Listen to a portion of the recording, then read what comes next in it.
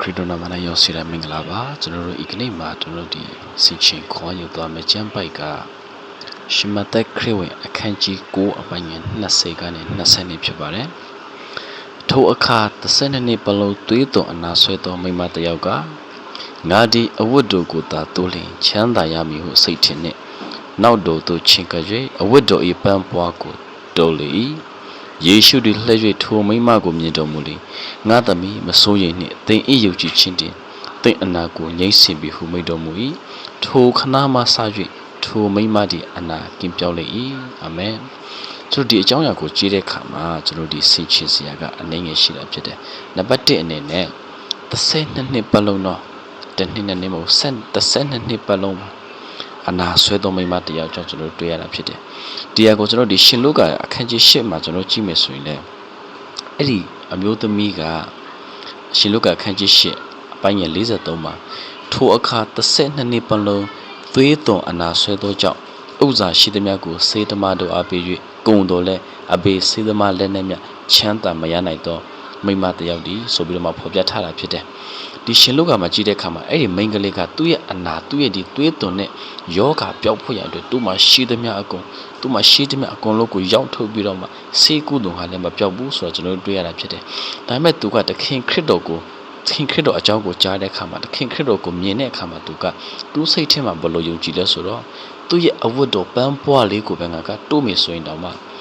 ငါကတက်တာမှာပဲဆိုရင်ယုံကြည်ခြင်းသူ့မှာရှိတာဖြစ်တယ်။ထိုနည်း၎င်းပဲထိုယုံကြည်ခြင်းအတိုင်းပဲသူကသခင်ခရစ်တော်ရဲ့အဝတ်တော်ပန်းပွားကိုတိုးတဲ့အခါမှာသခင်ခရစ်တော်ကကျွန်တော်ဒီ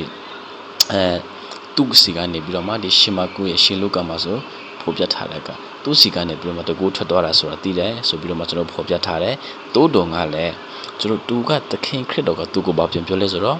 ဒီမှာရှင်မသေးမှာသူပြောထားတာကငါသမီးမစိုးရိမ်နဲ့သင်၏ယုံကြည်ခြင်းတည်သင်အနာကိုငြိမ့်စေပြီဆိုပြီးမှဖော်ပြထားတာဖြစ်တယ်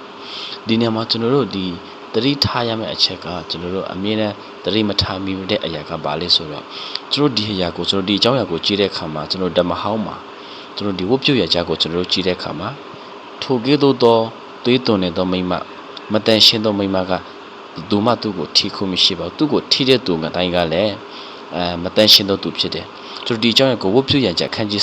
15အပိုင်းငယ်19နဲ့25မှာတွေ့ရမယ်မိမသည်ဥတုရောက်လေ9ရက်ပတ်လုံးဥတုမစင်ကြရ၌နေရမည်သူ့ကိုထိသောသူသည်ညှိဦးတိုင်အောင်မစင်ကြဖြစ်၏ဥတုမစင်ကြရကာလလုံးမှသွေးယိုနာမပြောင်းလေအနာမပြောင်းမီတိုင်အောင်ဥတုမစင်ကြလျက်နေရတဲ့ကဲ့သို့မစင်ကြဖြစ်၏ဒီကြောင့်ကိုကျွန်တော်ကြည့်တဲ့အခါမှာအဲ့ဒီမိန်းကလေးကသခင်ခရစ်တော်ကိုထိခွင့်မရှိပါဘူးသူ့ကိုသခင်ခရစ်တော်သာမကဘဲနဲ့ဘသူကမှထိခွင့်မရှိပါဘူးပြီးတော့မှထိုကဲ့သို့သူတို့သွေးသွန်နေတဲ့အခါမှာလည်းသူတို့ဒီရေပူဇော်ခြင်းခန္ဓာတွေချို့တော့အခမ်းအနားတွေကိုလည်းဝင်ခွင့်မပြုပါဘူးသူတို့ကတိတန်ပဲခွဲပြီးတော့မှနေထိုင်ခိုင်းတာဖြစ်တယ်။ဒါပေမဲ့ဒီမှာကြည့်တဲ့အခါမှာအဲ့ဒီမိန်းမကသူမတန်ရှင်းတော်ကလည်းသူ့ရဲ့ယောဂပျောက်ဖို့ရန်အတွက်သခင်ခရစ်တော်ကိုတိုးထိလိုက်တဲ့အခါမှာသခင်ခရစ်တော်ကဘာပြန်ပြောလဲဆိုတော့မစိုးရိမ်နဲ့သင်၏ယုံကြည်ခြင်းတွေသင်အနာကိုငြိမ့်စေပြီဆိုပြီးပြန်ပြောတာဖြစ်တယ်။သခင်ခရစ်တော်အတွက်အဲ့ဒီမတန်ရှင်းတာတွေအဲ့ဒီတချို့တော့ဒီထုံနဲ့ဆင်လာတွေတချို့သောဒီ cultural tradition ရိုးရာဓလေ့အရာအားလုံးကကျွန်တော်လူသားတွေလောက်ပေးရမှာအရင်မကြည့်ဘူးဆိုတော့ကျွန်တော်တို့တွေ့ရတာဖြစ်တယ်။သခင်ခရစ်တော်ကကျွန်တော်တို့ဆိုရင်အမြဲတမ်းအစဉ်သင့်ဖြစ်တယ်။ကျွန်တော်တို့အတွက်ဆိုရင်သူကအသက်ကုန်ပြီမနှမျောဝင်နဲ့ပေးဆက်တေထားတော့ဖရားဖြစ်တယ်ဆိုတော့ကိုကျွန်တော်ဒီမှာတွေ့ရတာဖြစ်တယ်။အဲဒါကြောင့်မိတ်ဆွေကျွန်တော်နေ့ရက်စဉ်နဲ့ကြုံလာတဲ့အခက်အခဲတိုင်းမှာဖရားသခင်ထက်သခင်ခရစ်တော်စီကိုတွားတဲ့အခါမှာကိုကတန်ရှင်းနေဖို့ရအတွက်မလိုပါဘူး။ကိုကစင်ကြင်နေဖို့ရအတွက်မလိုပါဘူး။ကျွန်တော်တို့ကသခင်ခရစ်တော်စီကိုတွားခြင်းနဲ့ယုံကြည်တဲ့စိတ်တစ်ခုတည်းသာလိုအပ်တာဖြစ်တယ်။သခင်ခရစ်တော်စီကိုတကယ်တိုးဝင်ချင်းကပ်ခြင်းနဲ့စိတ်နှလုံးသားတစ်ခုတည်းသာလိုအပ်တာဖြစ်တယ်ဆိုတာကိုခွန်အားပေးဝင်ခါသွားခြင်းတာဖြစ်ပါတယ်။ကျွန်တော်သူရောက်စီတဲ့ဖျက်ရှိကောင်းကြီးပေးပါစေ။